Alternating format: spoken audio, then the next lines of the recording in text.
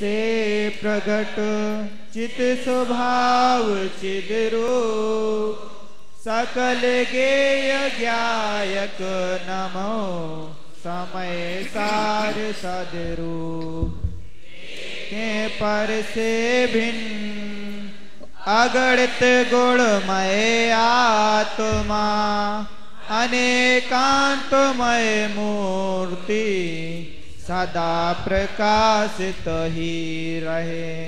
यद्यपि मैं तो शुद्ध मात्र चैतन्य मूर्ति हूँ, फिर भी परिणति मलिन हुई है मोहोदय से।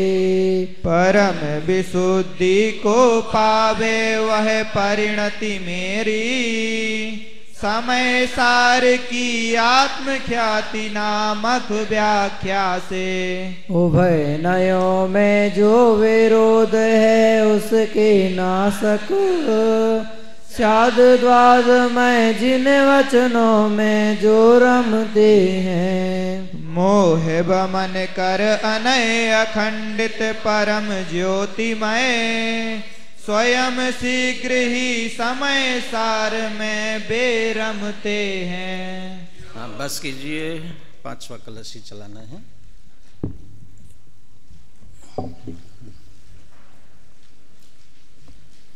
मूल ग्रंथ में पृष्ठ 34, मूल ग्रंथ में पृष्ठ क्रमांक 34। सावधान। जय श्री ओम नमः सिद्धेभ्यः। वंदितु सर्वसिद्धे ध्रुवमचल मनोगमं गतिं पत्ते, गोच्छामि समय पाव नमो सुध केवली गणिदं। नमः समय साराय सानुभूत्या चकासते, चित्स्वभावाय भावाय सर्वभावान्तरे। देहादिक से भिन्न जो पर्यायों से पार, ज्ञान स्वभावी आत्मा दे आनंद पार।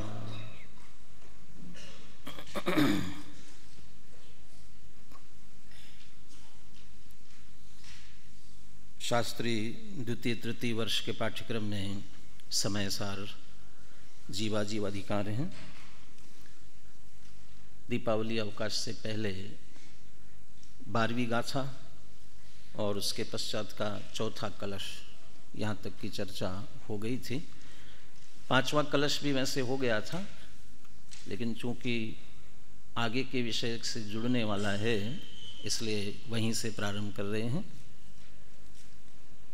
द्वितीय तृतीय वर्ष वाले विद्यार्थियों को विषय समझने के लिए बहुत अच्छा अवसर आपके भाग्य से आया समझना चाहिए। जो निश्चय व्यवहार का प्रकरण अभी अभी अपने 12वीं गाथा तक पूरा हुआ, 8वीं गाथा से प्रारंभ होकर के 12वीं गाथा तक वही विषय बहुत कुछ आपको दादा के प्रवचनों में अष्टानिका में सुनने के लिए मिला, और अभी नए चक्र में भी वही प्रकरण चल रहा है। वास्तव में तो नए चक्र में से वह प्रकरण पढ़ करके फिर समय सार पढ़ना चाहिए, जिससे उसका भाव पूरा ख्याल में लेकर के फिर यहाँ अध्ययन करेंगे तो बहुत अच्छी तरह से विषय स्पष्ट होगा। समय सार पढ़ते समय उतने विस्तार में नहीं जा सकते, क्योंकि वहाँ विषय उस तरीके से नहीं है, और अब आप नए चक्र पढ़ रहे हैं, वहाँ वह विषय पूरा विस्तार से आ रहा है। इसलिए कम से कम द्वितीय तृतीय वर्ष के किसी भी विद्यार्थी के लिए निश्चय व्यवहार के संदर्भ में, चाहे वह स्वरूप हो, चाहे वह भेद प्रभेद हो, चाहे उनका प्रत्येक का अपना अभिप्राय है, उसके साथ साथ भूतार्थ अभूतार्थ, और भूतार्थ अभूतार्थ इसके साथ साथ ही सत्यार्थ असत्यार्थ अहेय उपाधि, ये जो सारी विवक्षाएं इनके संदर्भ में हैं, ये बहुत अच्छी तरह से हमारे चित्त में स्पष्ट होना चाहिए। आपको पुनः पुनः इस बात की समझ लीजिए, ध्यान आकर्षित करते हैं आपका इस बात की ओर। आपकी दोहरी जिम्मेदारी है, आपको स्वयं विषय समझकर अपना कल्याण भी करना है और विषय अच्छी तरह समझकर दूसरों को भी ये सारा विषय समझाना है। तो स्वयं के लिए भी और दूसरों को समझाने के लिए भी ये बहुत विषय अच्छी तरह से स्पष्ट होना चाहिए। चूँकि इस विषय को लेकर के सामाजिक भ्रम भी बहुत है, समाज में भी बहुत भ्रम है।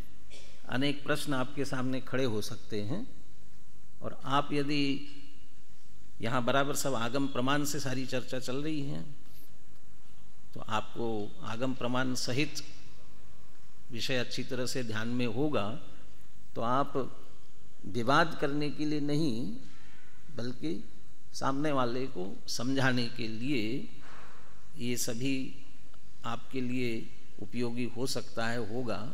इसलिए इस विषय को बहुत अच्छी तरह से आपको समझना चाहिए। विषय बहुत कुछ हमारा पाठ्यक्रम की दृष्टि से पीछे रह गया है, इसलिए भूमिका में मैं बिल्कुल नहीं जाऊंगा पीछे। और अभी जैसे कह दिया कि ये सभी विषय आपको नए चक्र में आ रहा है, तो 11वीं 12वीं गाथा का ही विषय चल रहा है पूरा का पूरा, तो वहाँ आप पढ़ ही रहे हैं।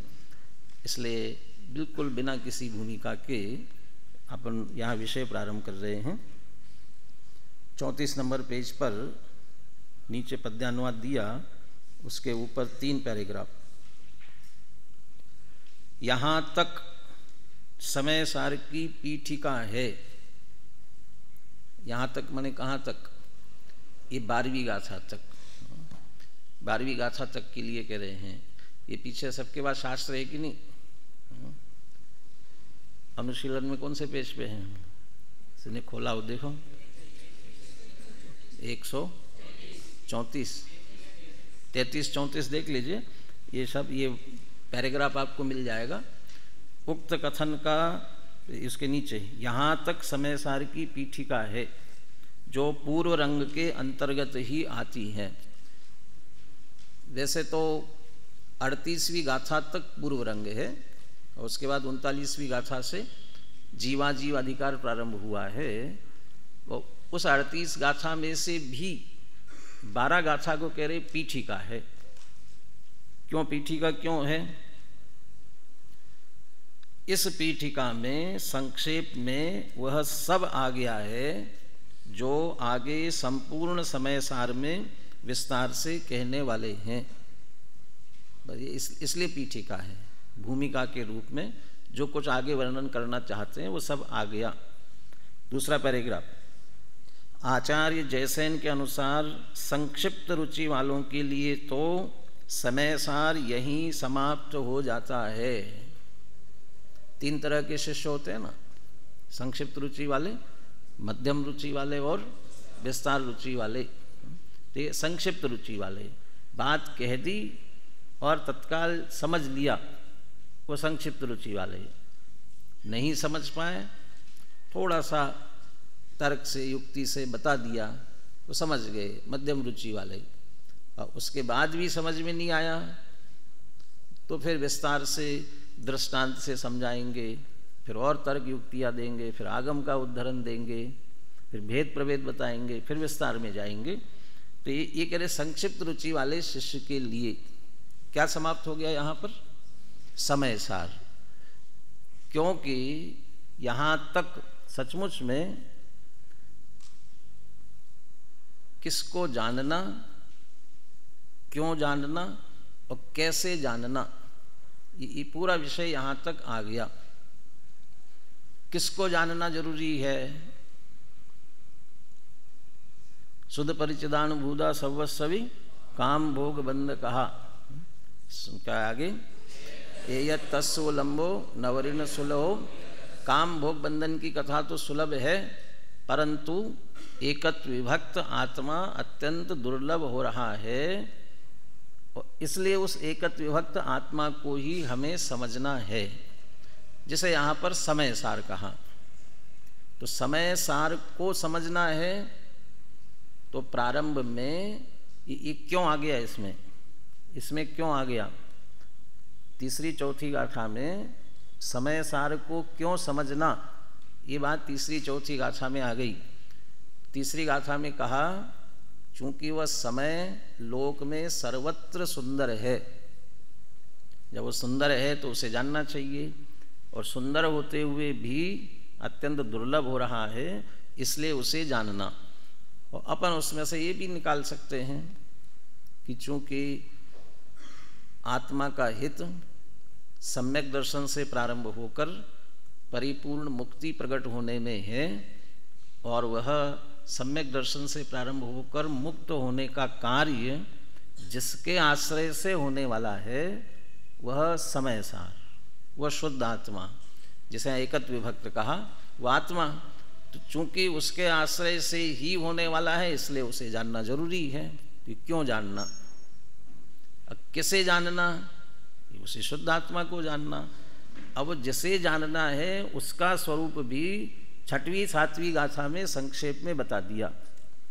बल्कि हम ये कह सकते हैं दूसरी तीसरी गाथा और छठवीं सातवीं गाथा। दूसरी तीसरी गाथा में समय का स्वरूप बताया, और उस समय में छहों द्रव्य भी ले लिए और जीव द्रव्य भी ले लिया। और फिर छठवीं सातवीं गाथा में समय सार, उसमें से जो अपना शुद्ध आत्मा है उसका वर्णन कर दिया। तो जिसे जानना उसका वर्णन भी हो गया। अब कैसे जाना जाए उसे, ये 8वीं से लेकर के 12वीं गाथा तक। जानना तो परमार्थ निश्चय से ही है, परंतु जब तक वह निश्चय समझ में नहीं आए तब तक उसी निश्चय को समझने के लिए उसी का प्रतिपादन करने वाला जो व्यवहार में है उसका आश्रय लेकर के समझना जरूरी है। तो इसका मतलब निश्चय व्यवहार से समझना, व्यवहार निश्चय से उसे समझना है। तो वो व्यवहार निश्चय से किस प्रकार समझना, इसका वर्णन भी आ गया। तो इसलिए किसे जानना, क्यों जानना, कैसे जानना, ये बताना जरूरी था, उतना बता दिया। और इतने में जो समझ जाए उसके लिए पूरी बात समझ में आ जाएगी। इसलिए जैसे आचार्य कहते हैं, यहाँ तक संक्षिप्त रुचि वाली शिष्य की अपेक्षा से समय सार पूर्ण हो गया। अब इसमें जरूर कि मध्यम रुचि वाली की बात अलग से नहीं की, वो विस्तार रुचि वाले के लिए अब प्रारंभ हो जाता है। हम ऐसा कह भी सकते हैं 38वीं गाथा तक आते आते भी मध्यम रुचि वाले शिष्य की दृष्टि से बात पूरी हो सकती है 38वीं गाथा तक, और फिर बाकी विस्तार से। लेकिन 13वीं गाथा से ही विस्तार रुचि वाले के लिए चर्चा प्रारंभ करते हैं। और वो 13वीं गाथा जो है आगे के पूरे विषय की एक तरह से अनुक्रमणिका जैसी है। आगे के सारे अधिकारों के नामों का उल्लेख भी उसमें आने वाला है। अकेला नामों का उल्लेख औपचारिक नहीं है, वो विषय भी उसमें क्रम से अपने आप आने वाला है। तो ये 12वीं गाथा तक की जो चर्चा थी वो हो गई। अब आगे चर्चा जो अपने को प्रारंभ करनी है, अब आगामी गाथाओं की उत्थानिका रूप 3 कलश है, जिनमें से प्रथम कलश ये चौथा कलश।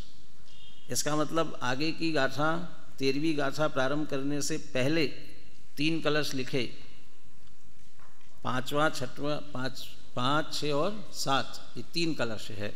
और 3 कलशों की चर्चा करके फिर 13वीं गाथा प्रारंभ होगी।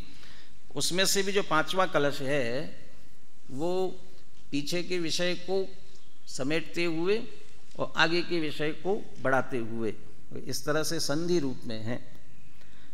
5वें कलश पर हम ज़्यादा विस्तार नहीं देंगे, सरल है इसलिए भी, और 6वां कलश उससे अधिक मार्मिक है, इसलिए उस पर अपन चर्चा करेंगे। प्रारंभ कर देंगे चर्चा अभी। बुलवाता हूँ, क्योंकि कक्षा और प्रवचन दोनों एक साथ है, इसलिए बुलवाता हूँ कलश को। व्यवहरन् न यस्याद्यद्यपि प्राक् पदव्याम्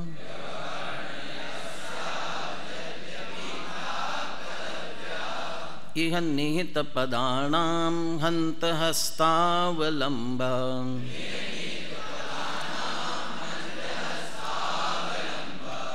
तदपि परममर्थं चिच्चमत्कारमात्रम्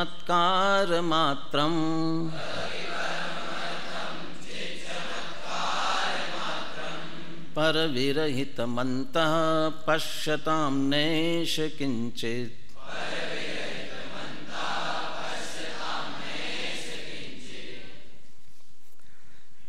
पीछे कैसे जानना इसकी चर्चा करते हुए व्यवहार से जानना ये बात ली गई थी। व्यवहार उस परमार्थ का प्रतिपादक है, इसलिए अपने को बहुत अच्छी तरह से वह स्थापित करता है।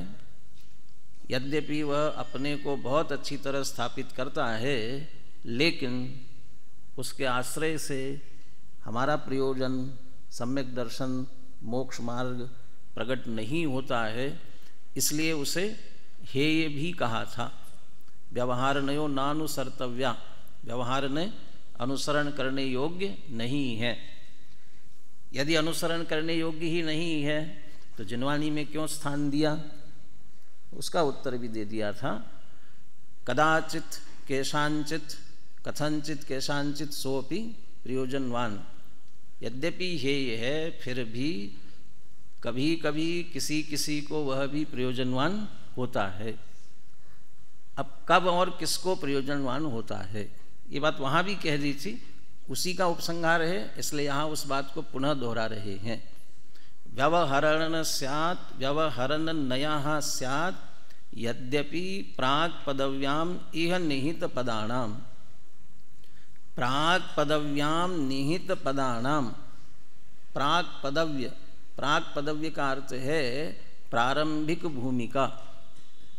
सबसे पहले जिस किसी कार्य के लिए शुरुआत करते हुए जिन्होंने पहली भूमिका में कदम रखा हुआ हो, जिनवाणी समझने के लिए, आत्मा को समझने के लिए जो बिल्कुल प्रारंभिक अवस्था में है, वह यहाँ पर कहलाएंगे प्राक् पदव्याम निहित पदानाम। जिन्होंने पहली पदवी में पद अपना कदम रखा है, यानी आत्मा को समझने के लिए अपने चरण आगे बढ़ा रहे हैं। ये सब पालंकारिक भाषा होती है, समझने के लिए कोई कदम आगे नहीं बढ़ाने पड़ते हैं।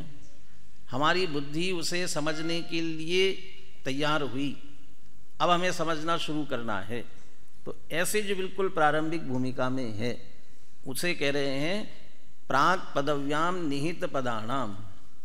यह इस लोक में जिन्होंने भी प्रथम पदवी में प्रारंभिक भूमिका में कदम रखा है, उनके लिए व्यवहरण नयाः स्यात्, व्यवहार नय है। ये क्या है? पहली पंक्ति में अंतिम शब्द है हस्तावलंबः, उनके लिए व्यवहार नय हस्तावलंब है। तो यद्यपि कह करके ही ये जब प्रारंभ करे, यद्यपि चूंकि, इससे यदि बात प्रारंभ कर रहे हैं तो समझ लेना चाहिए वो कहा हुआ पहला वाक्य अधूरा है। यद्यपि, तो यद्यपि प्रारंभिक भूमिका में जिन्होंने कदम रखा है उनके लिए व्यवहरण नयाः हस्तावलंबः स्यात्, व्यवहार नय हस्तावलंब के समान है। अब तदपि, यद्यपि कहते हैं, यद्यपि उनके लिए हस्तावलंब है, उनके लिए सहयोगी है, तदपि, तथापि। तथापि क्यों कह रहे हैं? ये तो पहली पदवी में रखा था इसलिए इसको उपयोगी बता दिया था, अब इसी को लेकर के मत चलना। तदपि हर काम में जिसमें भी प्रारंभिक भूमिका में जो भी कदम रखेगा उसके लिए हस्तावलंब जरूरी है। आपने पढ़ना लिखना सीखा था, जब अ आई लिखना प्रारंभ किया था, ऐसा कोई भी नहीं होगा जिसे मम्मी ने या टीचर ने हाथ पकड़ करके अ आ लिखना सिखाया नहीं होगा। सबको अ लिखते समय पहली बार हाथ पकड़ करके लिखाया होगा। क्यों लिखाया? क्योंकि आपने लिखना शुरू किया है। लिखने के लिए आपने पहला कदम रखा, इसलिए हाथ पकड़ करके लिखाना प्रारंभ किया। अब पहली क्लास में ही आते आते बड़ा आखिरी में, और मम्मी हाथ पकड़े, टीचर हाथ पकड़े, अब वो ज़रूरी नहीं है। ज़रूरी क्या नहीं है, बल्कि बच्चा ही कहने लग जाता है मम्मी छोड़ो मैं खुद लिखूँगा। बल्कि अब मम्मी ज़बरदस्ती हाथ पकड़ेगी, वो जितना अच्छी तरह से लिखता है वो नहीं लिख पाएगा, बिगड़ जाएगा। वो अपने आप लिखना शुरू करता है, और हाथ पकड़ाना उसके लिए पसंद नहीं है। फिर तो हाथ पकड़ाने की, हाथ की सहायता की ज़रूरत कब पड़ी, जब वह पहली भूमिका में था। तब बच्चा चलना सीखता है, तब उंगली पकड़ करके चलाना सिखाना जरूरी होता है। और जब चलना, वो पहला कदम रखा समझ लीजिए चलने के लिए, तो हाथ के सहारे की ज़रूरत होती है। लेकिन जब चलना अच्छी तरह से आ जाता है तो हाथ के सहारे की उसकी ज़रूरत नहीं पड़ती है। अब एक और स्थिति आ जाती है, लिखना तो आ गया, लेकिन हाथ में कुछ बीमारी आ गई, हाथ अच्छी तरह से हिला नहीं पा रहे हैं, चला नहीं पा रहे हैं, फिर भी हमें हाथ से कुछ लिखना है। अब हम नहीं लिख पा रहे हैं। लिखना आता था, सीख लिया था, लेकिन हाथ में कुछ कमजोरी आई जिसके कारण से हम स्वयं नहीं लिख पा रहे हैं। तब भी फिर दूसरा हाथ पकड़ा करके हमको लिखवा सकता है, तब भी दूसरे के सहारे की ज़रूरत पड़ सकती है। बचपन में चलना सीखते समय चलने के लिए दूसरे की सहायता ली थी, चलना आ गया था बहुत अच्छी तरह से। बीच में कभी बीमार पड़े और बीमारी में कमजोरी आई, अब हम फिर चलने में असमर्थ हो गए, तब फिर क्या होगा, तब फिर से दूसरे की सहायता की ज़रूरत पड़ेगी, फिर दूसरे के सहारा लेना पड़ेगा। वैसे ही चाहे वस्तु का स्वरूप हो, चाहे आत्मस्वरूप हो, उसे समझने की प्रारंभिक भूमिका में व्यवहार नय की उपयोगिता है। व्यवहार से हमने समझ लिया, आत्मस्वरूप भी व्यवहार से समझ लिया। अब व्यवहार से समझकर तदपि आगे बढ़ गए, और जिसे समझना था उसे अच्छी तरह से समझ लिया। तब व्यवहार ने प्रतिपादक है। किसका प्रतिपादक है? निश्चय की जगह दूसरे शब्द का प्रयोग करो। किसका प्रतिपादक है? परमार्थ का प्रतिपादक है। तो जिस परमार्थ का प्रतिपादक है, यदि वह परमार्थ समझ में आ गया, अब व्यवहार की क्या जरूरत है। और परमार्थ समझ में नहीं आया अकेले, वह परमार्थ मैं हूँ ऐसा हमने अंतरंग में अच्छी तरह से देख लिया, देख करके उसका श्रद्धान कर लिया। भूदत्त मस्जिदो खलु सम्मादिट्ठी हवदि जीवो। भूतार्थ के आश्रय से जो सम्यक दर्शन की प्राप्ति होती है वह प्रकट हो गई। अब व्यवहार की क्या उपयोगिता है, ये दूसरी पंक्ति में कह रहे हैं। तदपि, यद्यपि वह पूर्व भूमिका में व्यवहार ने हस्तावलंब की तरह है, तदपि तथापि परमम अर्थम चित चमत्कार मात्रम पर विरहितम अंतः पश्यताम। वो जिसके लिए व्यवहार नहीं कहता था, अभी आपने वो व्यवहार की उपयोगिता दादा के प्रवचनों में सुनी ना, चारों प्रकार के व्यवहार ने, और कैसे उपादेय और आगे आगे बढ़ते बढ़ते कैसे हे होते जाते हैं। अब वो उनकी जितनी जितनी उपयोगिता थी उन्होंने अपना अपना प्रयोजन किया और आगे आत्मस्वरूप की तरफ ले आए।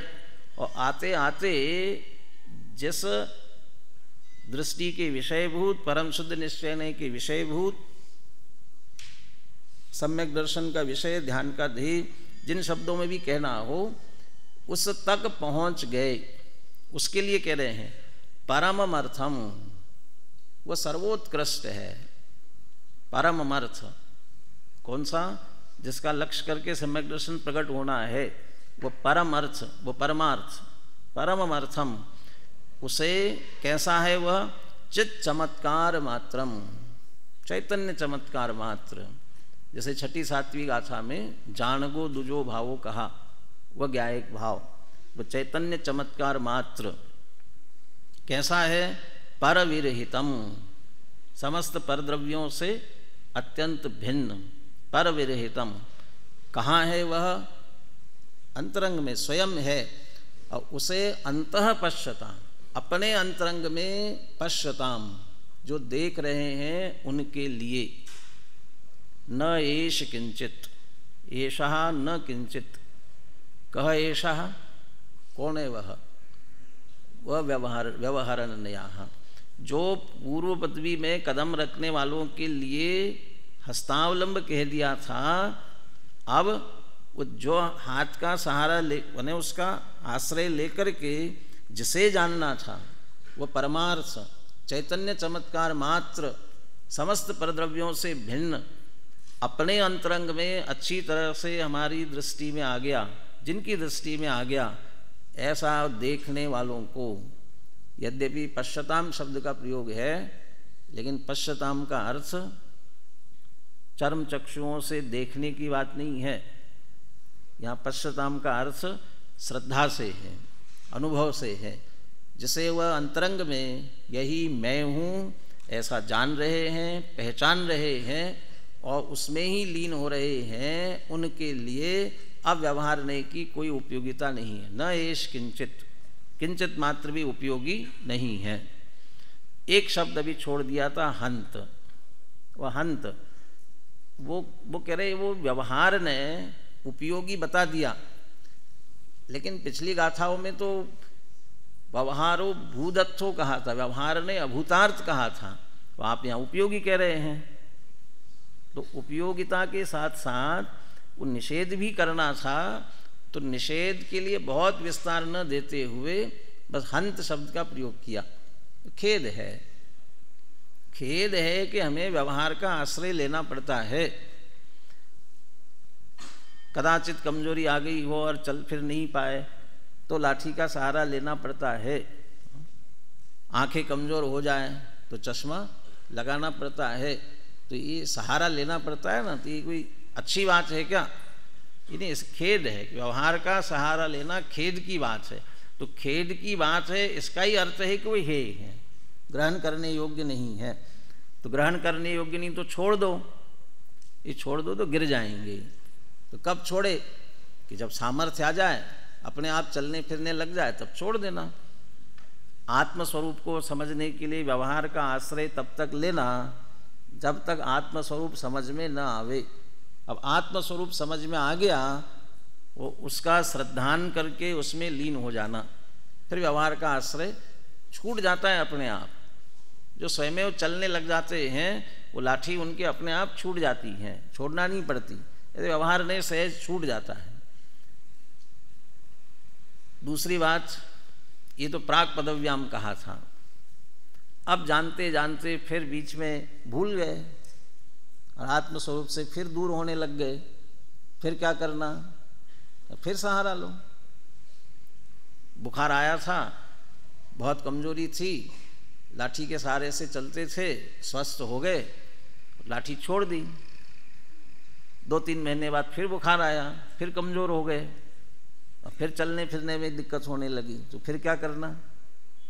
कि ना, वो तो लाठी का सहारा तब लिया था, तो तब का सहारा अब थोड़ी काम आएगा। अब सोचा जब तो ले लिया था, अब क्या ज़रूरत है? तो बिना सहारे चलोगे तो गिर जाओगे। तो फिर से सहारा लेना। अब फिर से कब तक लेना? कि जब तक फिर से सामर्थ्य नहीं आती है। ऐसे पुनः पुनः व्यवहार का सहारा बीच बीच में लेना पड़ेगा। और जब आत्मस्वरूप अच्छी तरह से समझ में आ गया, और जिन्हें आ गया उनके लिए इसकी बिल्कुल भी उपयोगिता नहीं रहेगी। श्लोक पुनः पढ़ाता हूँ आपको, फिर श्लोकार्थ पढ़ते हैं, फिर आप श्लोक और पद्यानुवाद पढ़े, पूरा भाव ख्याल में लेने का प्रयास करेंगे। व्यवहरन् नयस्याद् यद्यपि प्राक् पदव्याम्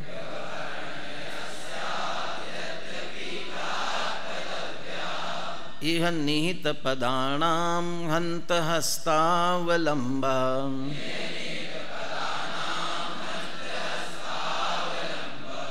तदपि परममर्थं चिच्चमत्कार मात्रम्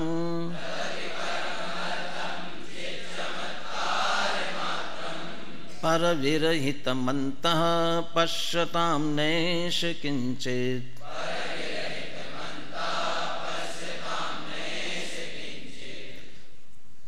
बहुत से लोग कहते हैं कि समय सार में व्यवहार की चर्चा नहीं है, उनको ये ध्यान में लेना चाहिए। व्यवहार का निषेध ही निषेध किया ऐसा नहीं है, जहाँ उपयोगिता है, जहाँ आवश्यकता है, वहाँ व्यवहार का वर्णन भी किया है। तो फिर निषेध क्यों कर देते हो? वर्णन ही करते हो तो निषेध क्यों कर देते हो? जयचंद जी छाबड़ा ने 11वीं 12वीं गाथा के भावार्थ में बहुत समझ लेना जी, कठोर शब्द जैसा ही कहना चाहिए। कठोर शब्दों में ये कहा, स्पष्ट शब्दों में कह सकते, कठोर क्यों कहे, ये स्पष्ट कहा। अनादिकाल से इस जीव को व्यवहार का पक्ष पड़ा हुआ है। बहुधा परस्पर में उपदेश भी उसी का करते हैं, परंतु उसका फल संसार ही है। यदि व्यवहार का ही आश्रय लेते रहेंगे तो संसार ही रहेगा, संसार से मुक्ति नहीं होने वाली। संसार से मुक्ति की बात तो बहुत दूर, वो जो मोक्ष का मार्ग प्रारंभ होने वाला है वो मार्ग भी प्रारंभ नहीं हो सकेगा। तो इसलिए उसको हेयता कहते हैं, इसलिए उसका निषेध। और ये कहा उन्होंने, और शुद्धने का पक्ष इस जीव को अभी तक आया नहीं, उसका उपदेश भी विरल है और उसका फल मोक्ष है। इसलिए दयालु होकर के श्री गुरु इस ग्रंथ में समय सार में वो शुद्धने की प्रधानता से उपदेश देते हैं। माने ये दो कारण, एक तो अन्यत्र मिलता नहीं है और दूसरा उसके बिना हमारा प्रयोजन सिद्ध नहीं होने वाला, इसलिए इसमें शुद्ध नय को मुख्य करके उपदेश दिया। और शुद्ध नय को मुख्य करते हुए व्यवहार का निषेध आ गया। अब व्यवहार का निषेध आ गया, अब व्यवहार पक्ष वालों को, जिसको पक्षपात पड़ा हुआ है, उसे बुरा लगे तो उसे वो क्या करें, तो सर्वथा ही मान ले। तो इसलिए सर्वथा नहीं है, जहाँ जहाँ उपयोगिता है वहाँ वर्णन किया, लेकिन व्यवहार का वर्णन बहुत संक्षेप में आएगा, उसका निषेध वाला वर्णन अधिक आएगा। श्लोकार्थ पढ़ते यहाँ से। यद्यपि खेद है कि जिन्होंने पहली पदवी में पैर रखा है उनके लिए व्यवहार ने हस्तावलंब है, हाथ का सहारा है। तथापि जो परद्रव्यों उनके भावों से रहित चैतन्य चमत्कार मात्र परम अर्थ को अंतर में अवलोकन करते हैं, उसकी श्रद्धा करते हैं, उसमें लीन होकर चारित्र भाव को प्राप्त होते हैं। अभी ध्यान से पढ़ना, मैं क्योंकि श्लोक का अर्थ है ये, इसलिए कौन से शब्द में से निकाला ही ख्याल में आना चाहिए, इसलिए पूछूंगा अभी। उन्हें यह व्यवहार ने कुछ भी प्रयोजनवान नहीं है। पहला प्रश्न, तथापि के बाद जो परद्रव्यों उनके भावों से रहित, ये किसका अर्थ निकाला? पर विरहितम, है ना, पर विरहितम। तो पर विरहित, तो पर माने कौन? अकेले परद्रव्य नहीं, उनके भाव। और एक और जोड़ सकते हैं, प्रत्यगात्मना में शब्द में दिया ना, प्रत्यगात्मा, परद्रव्य, परभाव और उनके निमित्त से उत्पन्न होने वाले विकारी भाव, वो उनको भी परभाव में डाला जाता है, वो उनसे भिन्न, उनसे रहित। दूसरा, उसकी श्रद्धा करते हैं, लीन होकर, तीन शब्द लिए, अवलोकन करते, अंतर में अवलोकन करते हैं, श्रद्धा करते हैं, लीन होकर चारित्र भाव को प्राप्त होते हैं। इसका अर्थ किया अंतः पश्यताम, माने है पश्यताम, लेकिन आत्मा को कैसे देखना? आत्मा को देखो। कैसे देखोगे आत्मा को? आत्मा को देखने की विधि क्या? आत्मा को देखने की विधि है आत्मा को जानो, आत्मा को पहचानो और आत्मा में लीन हो जाओ, वही देखने की विधि है। इसलिए अंतः पश्यताम उसका कहा। बोलिए श्लोकार पद्यानुवाद बोलिए।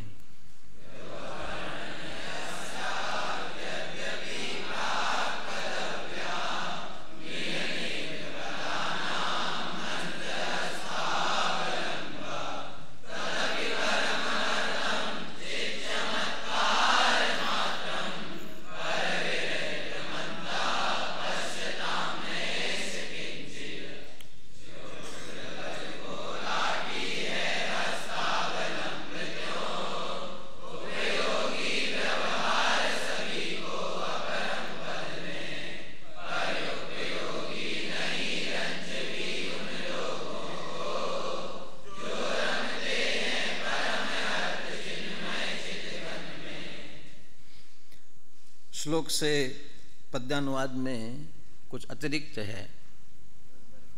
क्या अतिरिक्त है?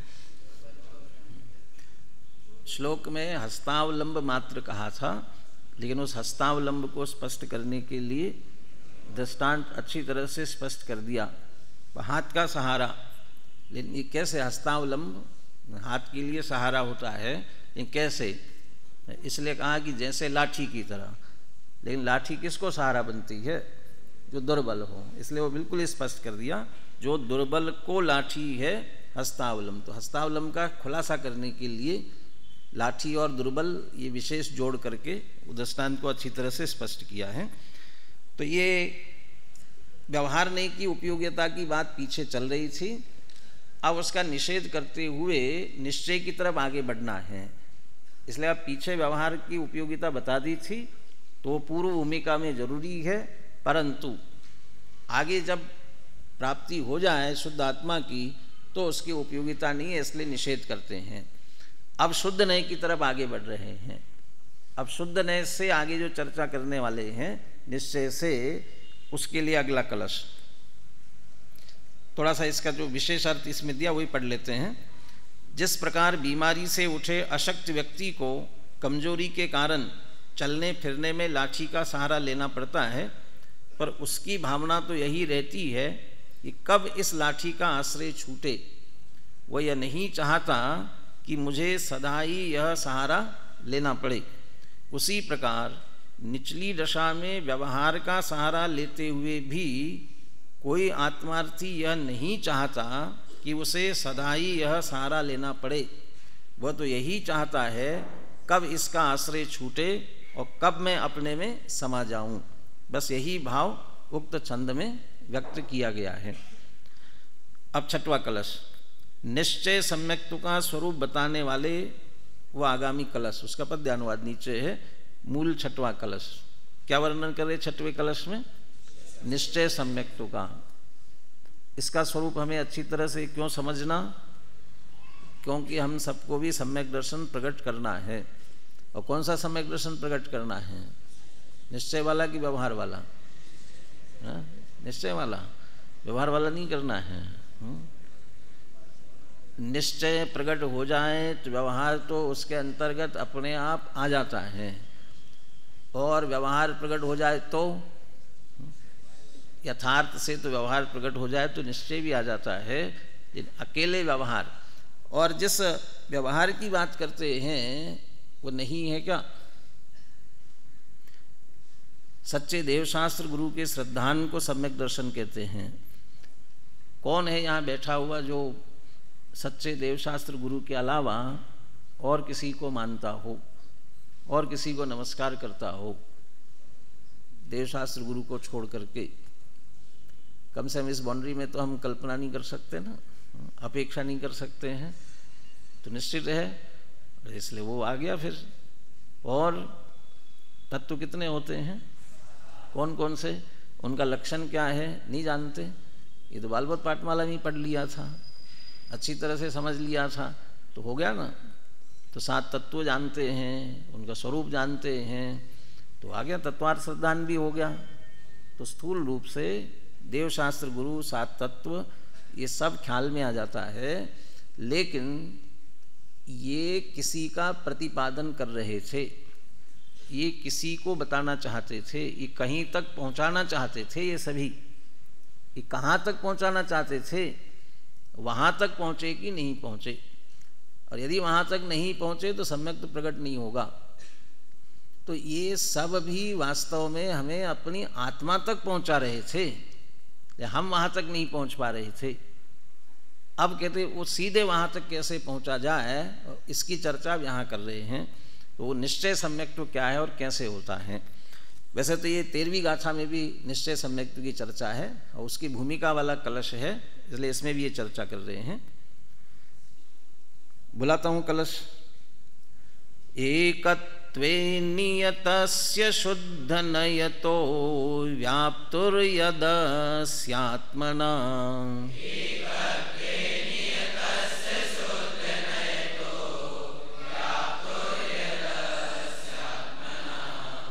पूर्ण ज्ञान घनस्य दर्शनमिह द्रव्यांतरेभ्यः पृथक्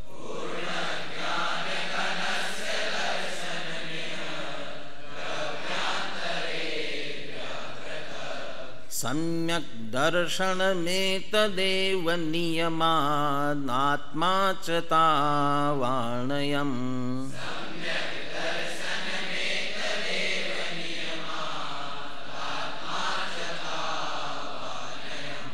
तन्मुक्त्वा नवतत्त्वसन्ततिमिमाम् आत्मायमेकोऽस्तु नः।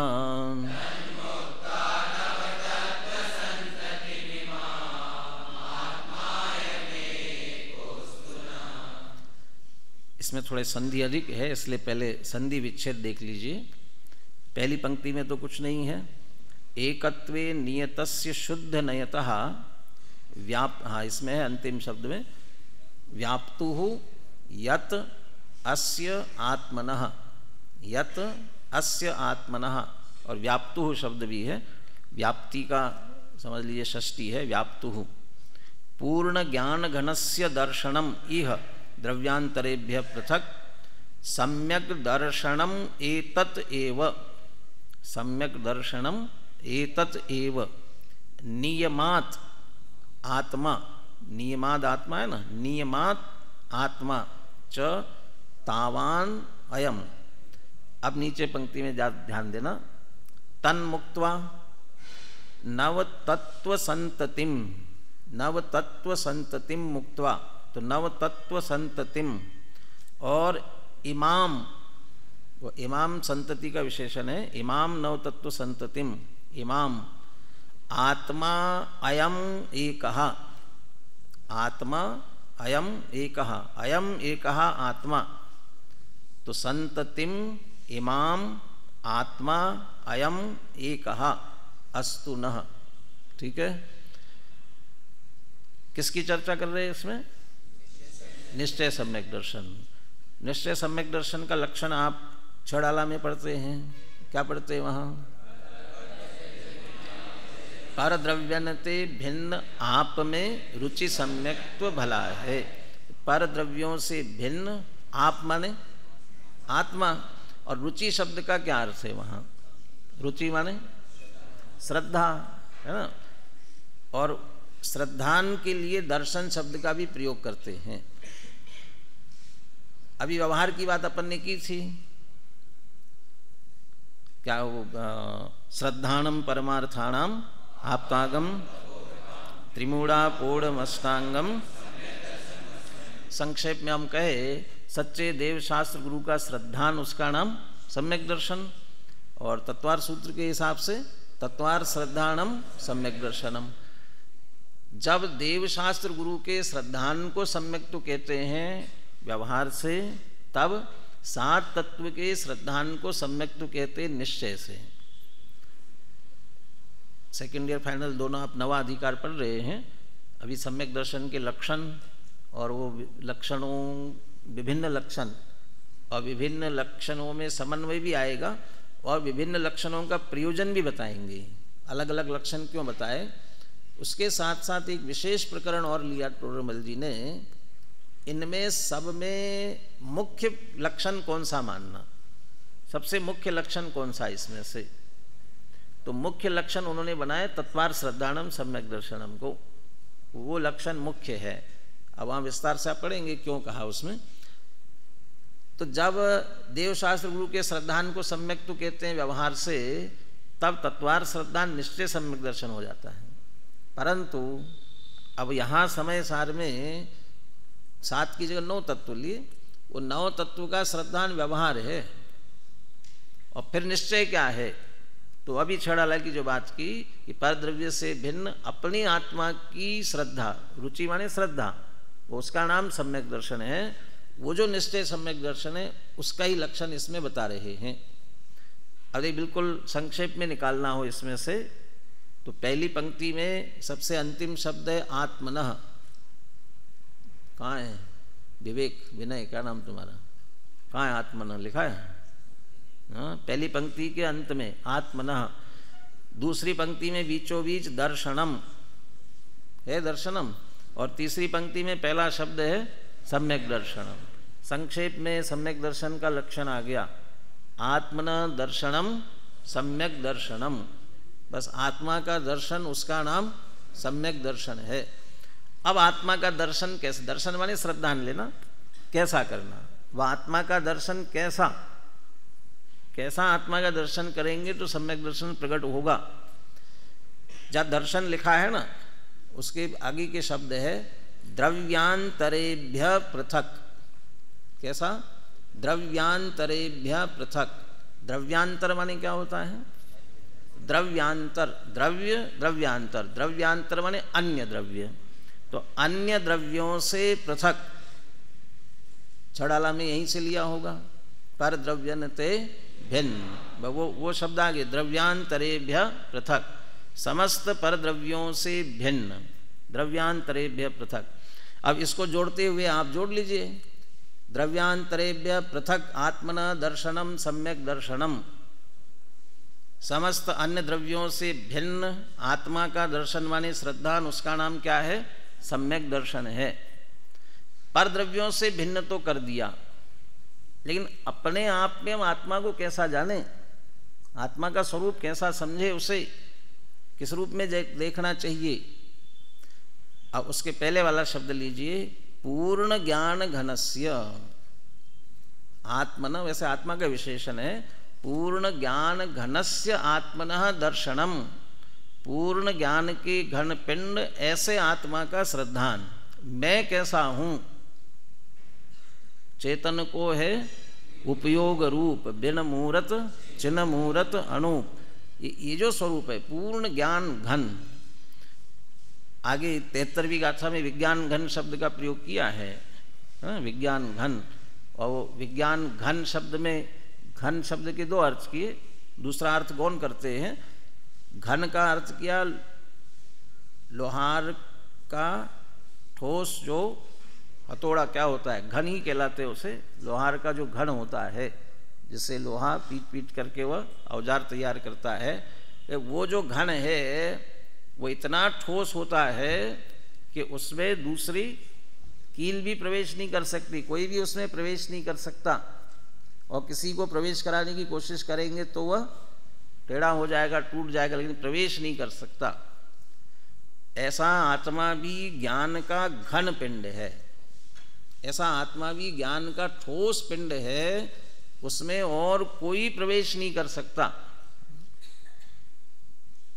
ये चर्चा आती है तब तब मुझे बाबू भाई की याद आती है, पंडित बाबू भाई मेहता, जो पीछे जिनके नाम से सभागृह बना हुआ है ना, वो उनकी याद। वो अस्वस्थ हुए थे और यहाँ आए थे और बहुत अस्वस्थ थे, तब उनको सब चिंता करते थे, और जो भी बैठे हुए सब उनसे कहते थे, भाई आपको कैसा रोग हुआ है, कैसी तकलीफ हो रही है, कैसा रोग आपको है।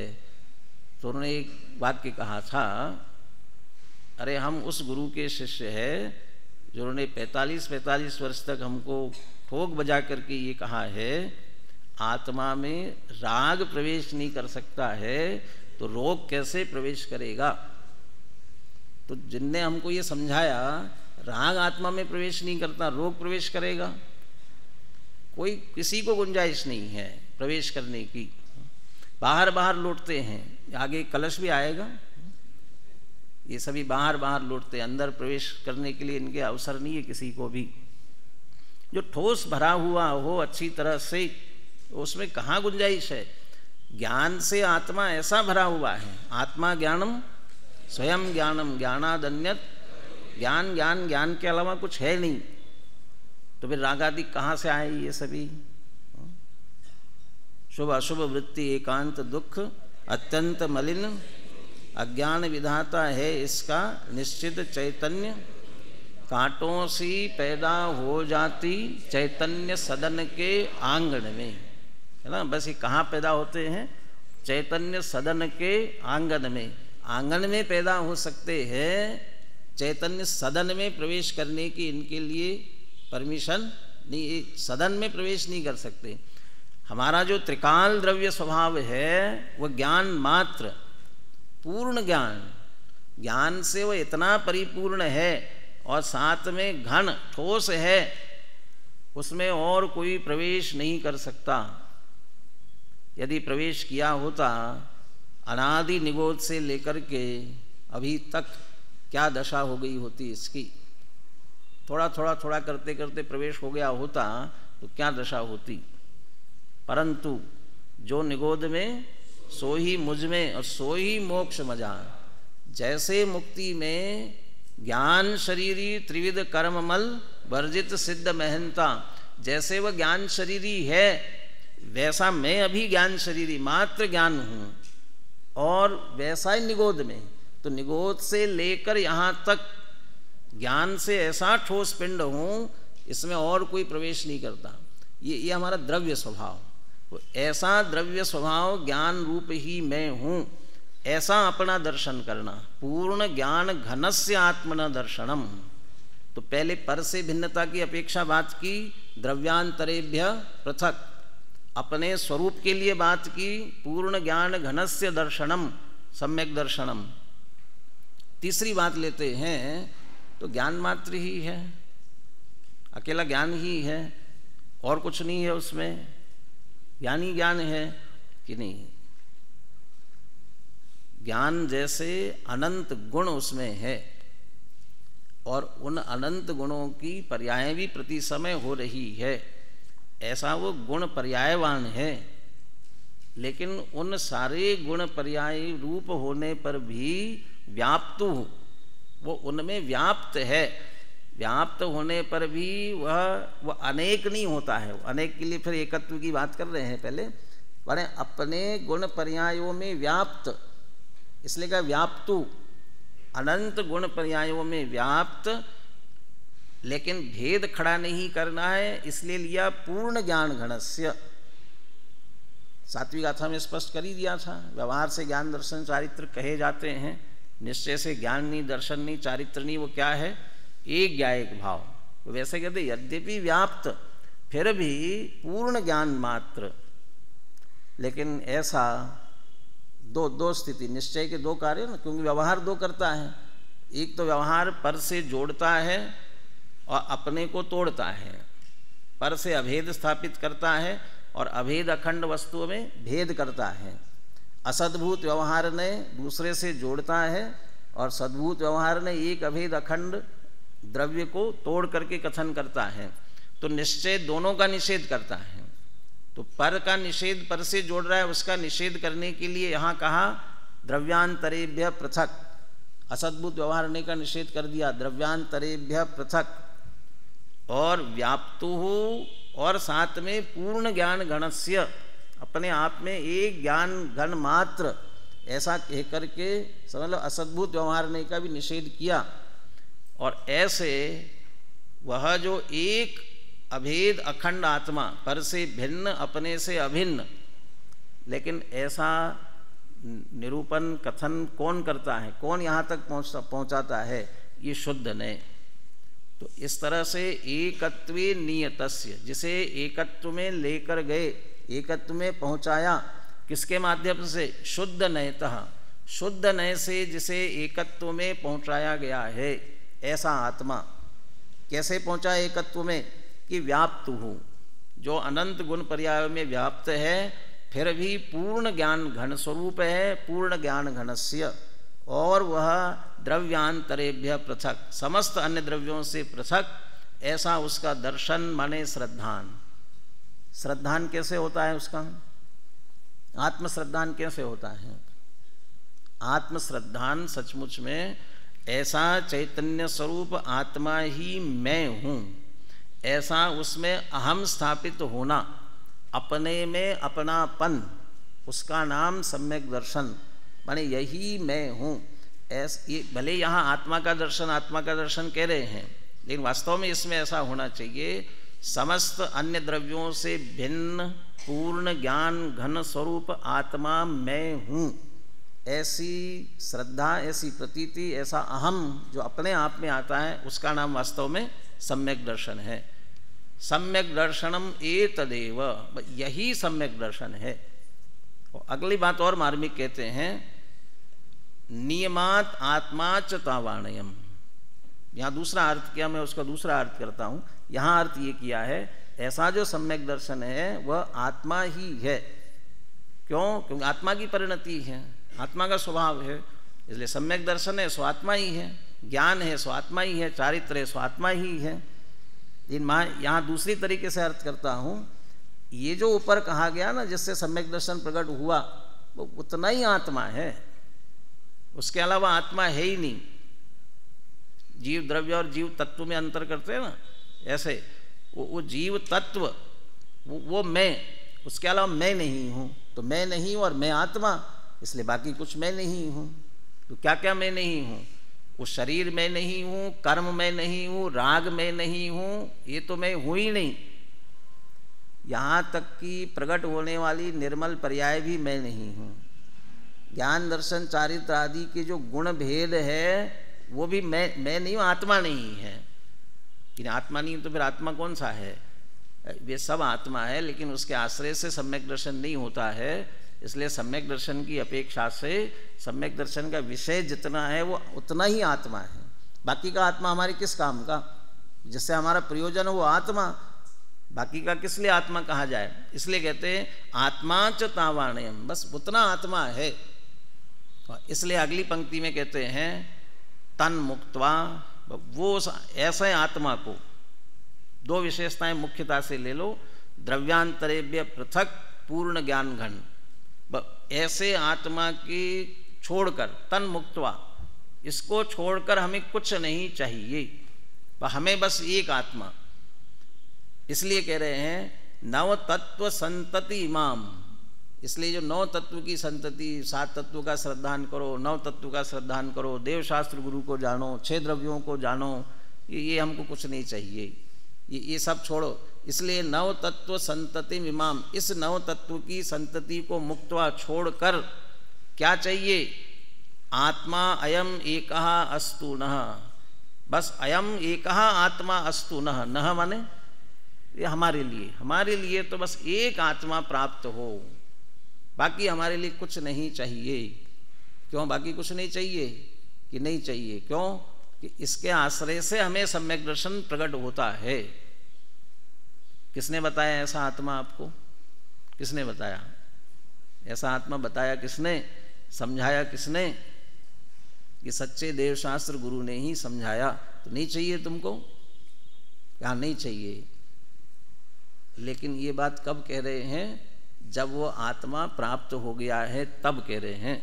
वो आत्मा प्राप्त होने से पहले छोड़ दोगे तो प्राप्त होने वाला नहीं है। तो जिन्हें प्राप्त हुआ है वो ये कह रहे हैं अब इनकी कोई आवश्यकता नहीं है, हमें पूरी श्रद्धा पूर्वक, पूरी विनय पूर्वक। ऐसा नहीं कि उनकी विनय नहीं है, क्योंकि उन्होंने ही बताया इसलिए उनके प्रति बहुमान है, उनके प्रति विनय का परिणाम है।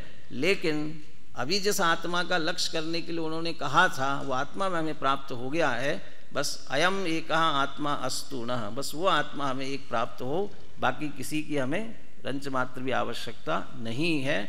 ये निश्चय सम्यक दर्शन है। एक बार और श्लोक बुलाता है। एकत्वे नियतस्य शुद्ध नयतो व्याप्तुर्यदस्यात्मनः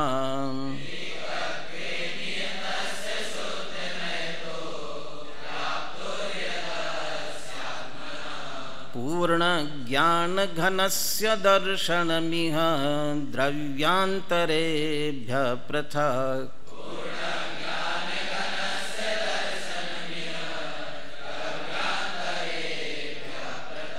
सम्यक् दर्शनमेतदेव नियमादात्मा च तावाणयम्।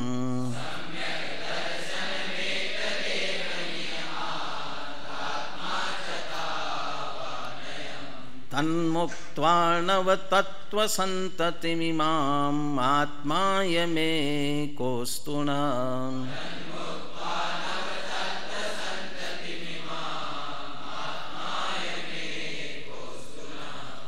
ये बार बार गुनगुनाने जैसा है। बाकी राग के गाने और बाकी के गुनगुनाने की जगह ये गुनगुनाना चाहिए। संस्कृत में समझ में नहीं आए तो हिंदी पद्यानुवाद भी बहुत सरल है इसका। याद होना चाहिए और बार बार चित्त में आना चाहिए। अब बोले एक बार श्लोक और पद्यानुवाद बोलिए।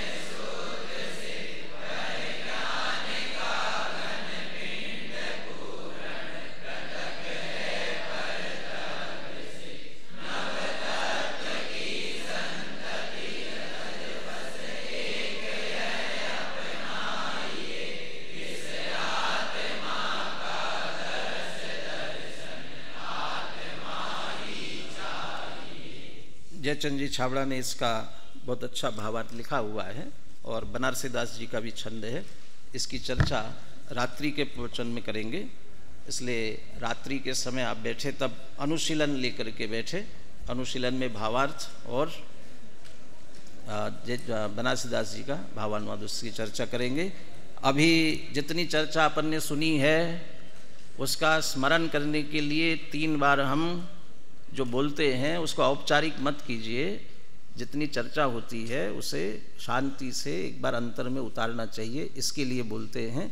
और यदि औपचारिकता करनी है तो बंद कर देना चाहिए, सीधे जनवाणी स्तुति प्रारंभ कर देनी चाहिए। इसलिए मेरे ख्याल से 2 सेकंड 3 सेकंड लगेंगे।